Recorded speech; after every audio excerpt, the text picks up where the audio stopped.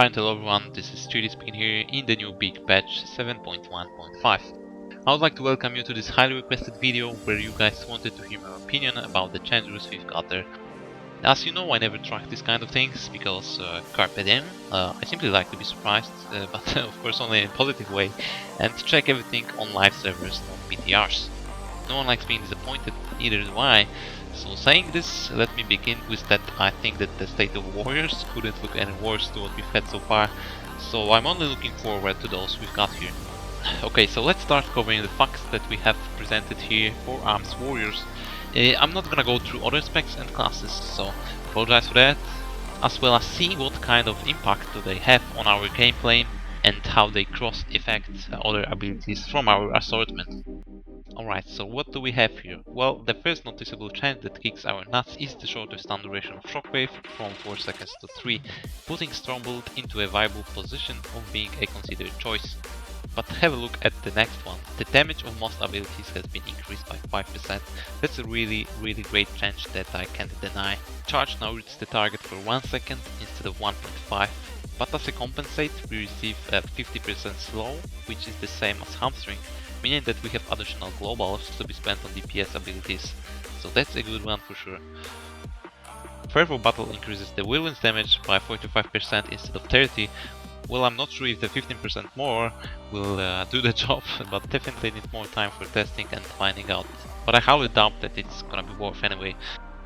Next we have a Hamstring's damage buff, which is okay I guess. It's just gonna be a total of a DPS increase to our measure. Well, in for the kill is still useless. Too bad they didn't change it in some way. Ravager, well, can't find any reason to be used actually, since it replaces our Bladestone ability. I mean, you could pretend and act as if you were a demo lock with a Fell Lord, but I guess it doesn't work like that. Yeah, don't take it seriously, of course. Rent's 10% damage buff. It's one of these abilities that I really fell in love with back in the days. I even used it for a little bit recently, but when the 7.1 hit with the global cooldown on Hamstring, it just feels like there is too much hassle to keep it up on multiple targets, making it really difficult to do so. Let's put it that way, you don't have many free globals to be spent on while being kited most of the time. Simply too much globals for it to make it useful. Maybe in PvE this could work instead of an avatar, but we'll have to see. Next, sweeping strikes make Mortal and Execute hit 2 additional targets instead of 1. It's nice. Well, 1 target was already enough in my opinion, since there aren't many occasions that you find an enemy team stacked on each other with a healer on top of that. And by saying stacked, I mean literally stacked, because they have to be in your melee range. It's not like Whirlwind that has an 8 yards hit mark. Titanic Might makes you keep your Colossus Smash debuff for 16 seconds now. It's okay, but I'm not sure if it's worth the exchange of other talents that you have in the same tier, which is Deadly Calm or Trauma. Last but not least, Trauma that we have just mentioned is getting buffed, meaning Whirlwind and Slam now makes additional 5% more dot damage. Need to see how the numbers do after this change, because it wasn't too useful before. Maybe now it's gonna be worth, but I still doubt it. So a quick summarize of the good things we have so far. We've got 5% more damage, we have more globals to be spent on DPS abilities since Charge is a short replacement for Hamstring, and we've got Fervor, Rent, Trauma doing more DPS, creating a potentially new DPS dot spec here. Useful note, just wanted to mention that your dots are affected by cooldowns like Battlecry and Bloodlust, so the numbers stick for hell a lot of damage there if you play Turbo for example. Again, before the Hamstring nerf, I really enjoyed it. We'll see how it goes now. Maybe it's actually worth using. Now let's see the strict PvP changes, or adjustments if you like. What we have here beside the honor talent changes that is worth mentioning is minus 5% strength. So we do keep the 5% damage increase on our abilities like we just said above for PvE, but for PvP we actually have a nerf there. So in conclusion, it's 5% damage traded for 5% strength. I guess we still come off better on 1-to-1 point scale, but I don't know the exact calculations, but it's obviously not where we'd like it to stay, yeah? Let's actually go into the game now and have a little discussion on the PvP talents there. I have never been a good theocrafter, but let me try it. Also, I have only played a little bit, like 30 arenas today, and thought about different specs that we could run to adjust to the comps we play and we come against. First tier, no changes here, but let me quickly walk through them. Medallion is by far my favorite one. I run it pretty much all the time as a human. That is, I have Man for himself for stance and the Medallion for all the rest, especially undispellable spells. Then we have adaptation that I'm not a big fan of, especially when it comes to comps with a fear like Locks and Priests, because we have Berserk Rage for this purpose. The only one option that I see viable for myself is against RMD, but even then I have come across of numerous situations where I needed the trinket for a clone or a poly when my healer was CC'd and we were going for a kill. Well, adaptation won't guarantee you that it's available where you actually need it. The last one, Relentless, by far the one beloved the most by orcs, cause it stacks with the racial stun reduction. That also doesn't appeal to me as a human. For some reason it feels like it makes my everyman for himself less useful, because I have a feeling that it creates that what's the point of trinket in the stun when it's about to end shortly after. The feeling accumulates on top of that with the fact of committing a decision. What I mean by that is every stun you get has to be considered first if it's worth being trinketed or saving for a more important occasion. So you're actually delaying your reaction by half or 1 second in the worst case, making your everyman for himself less and less viable. So I don't really like it. All in all, I wish I was actually an orc, not a human this expansion, but fuck it, I've already spent enough money on this game for 12 years, so I'm not going hard again. Okay, so as we have sorted the most important thing, which were our trinkets, we can move on to the next tier. Let's keep it short. Hardiness remains shit. Reinforced armor is always good against caster cliffs or any melees with magic damage. Then you choose sparing against pure melee cliffs or mixed cliffs like WMD, PhD, alright? Third tier. Death roll is still meh. Okay, so now instead of a speed bonus with the snare immunity that we had when target was slow, we have our teaser back. So that's a sick change there. I'll probably always run it unless I come against caster cliffs where I will pick Death Sentence. Fourth tier, Rage Machine. I never run it before and I'm not gonna use it nowadays neither. I don't find myself that much rage starved, so even when I met melee cliffs I was still going for reflex to get some random hodges, repentances or other stuff like that off me. But now I actually might consider that commanding shout in such scenario, that is TSGs for example. Because if you pick Master and Commander talent, the cooldown on it is only 1 minute, which makes it insane. The next 5th tier was redesigned completely.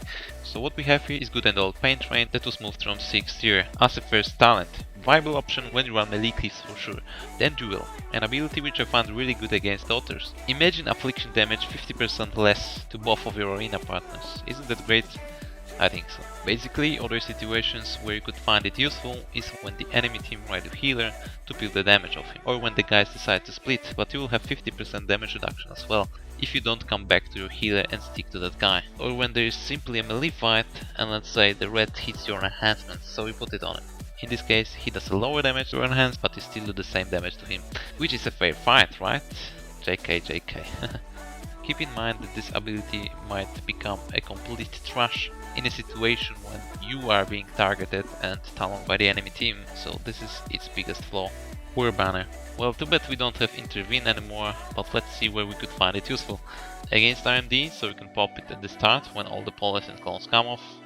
Against PhD, so you can use it when red hodges your healer, meaning that the trap coming off shortly after will be reduced by 50% in time. Or for offensive purposes when your team is going for the kill, because it also increases the movement speed by 30%.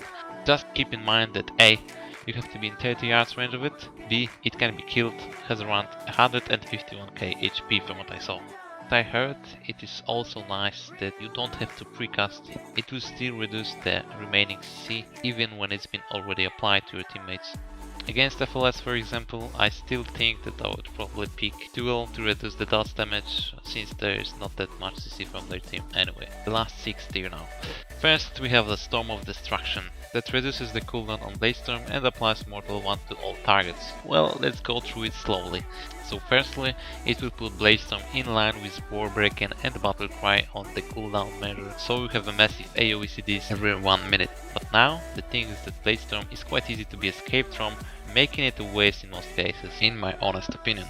And I feel like it's more necessary to keep the cooldowns for a single target DPS rather than AoE, because of the following reason.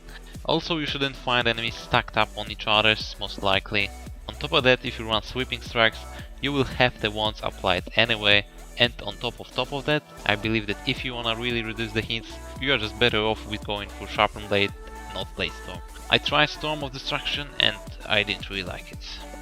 Second one, Shadow of the Colossus. Well, I don't find myself rage starved as mentioned before, so I don't need the additional rage from it, but the reset on Colossus Smash seems convincing. But then again, not enough to be on pair and competitive with Storm of Destruction and Sharpen.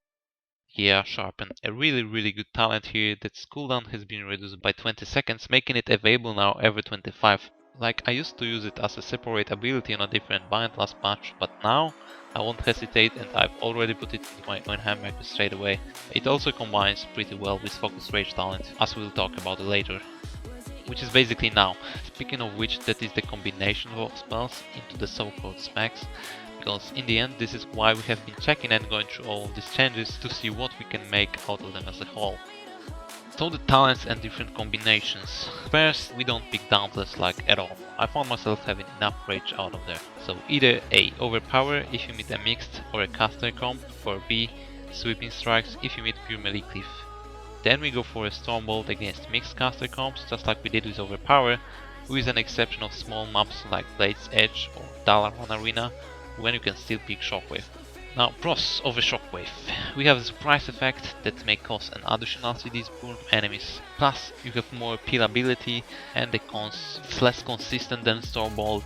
Sometimes you'll find yourself holding it off just to get triple for its cooldown reduction. And then B, you can pick Shockwave purely against melee cleaves. Just like Dauntless, I don't play with double time, at least I haven't really played with it myself so far in this expansion. If you have, you can tell me when, I will greatly appreciate any feedback. Okay, now the tricky ones, Focus Rage or Mortal Combo. I've already went through this in some way in the Turbo guide, but let me do it again.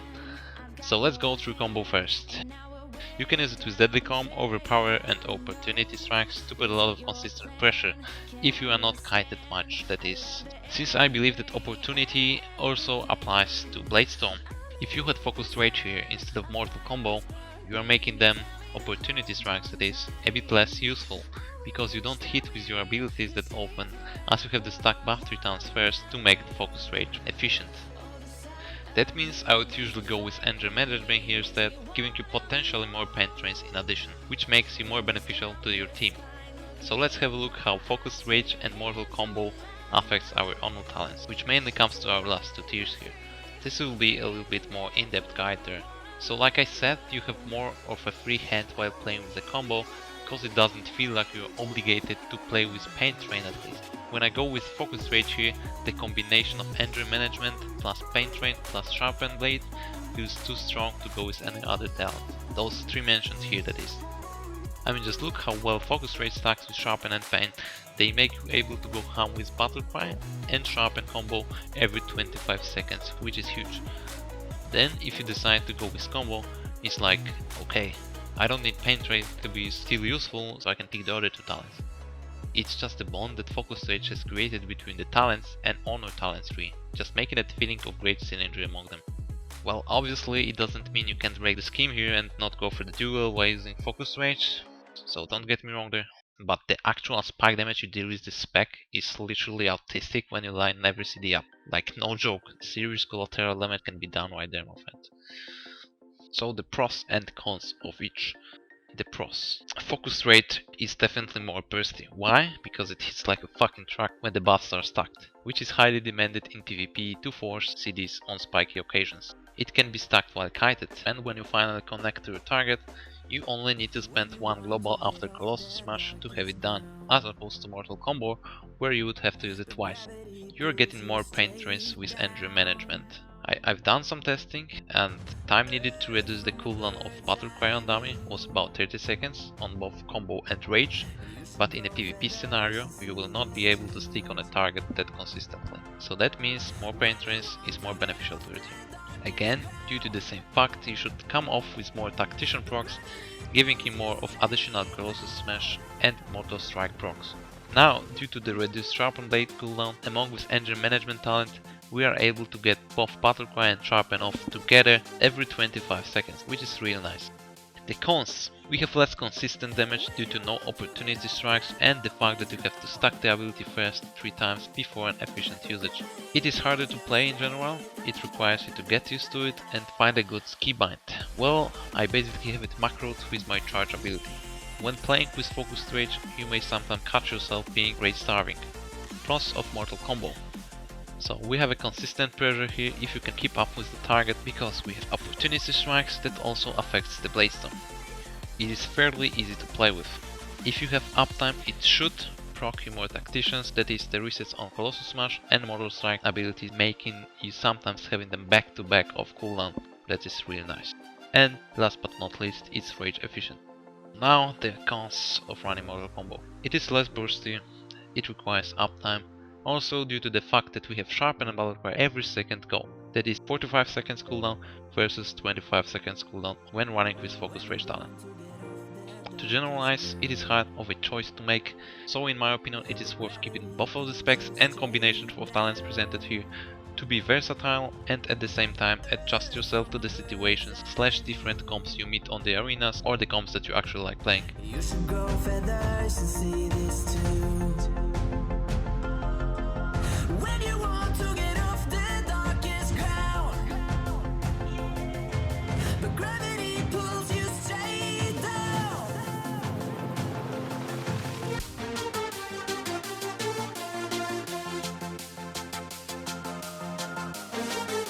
The best piece of advice I can give you is to check all of this on your own, play a little bit with each and see how it goes. Of course I will do the PvP updated videos, so you can probably see what I will be running in the future as of a different arena scenarios. I don't know what comp is going to be my main this patch, so I can't give you a clear answer here. All in all, the patch is looking quite promising, but we will have to see how other classes do in comparison to us, right? Otherwise, it's quite hard to be a judge here if we don't appear to be on par with other classes. Keep in mind that we are not the only ones getting buffed, so it's not like we instantly became arena gods with this patch.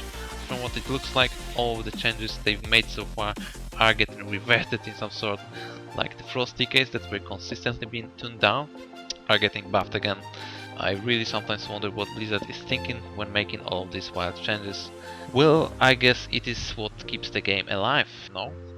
Anyway, thanks for watching this very entertaining video, JK.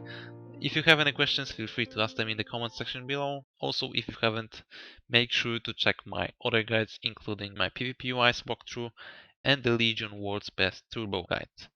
For the end of this video, I just wanted to say that I still have few fun montages from previous patch that are uploaded soon.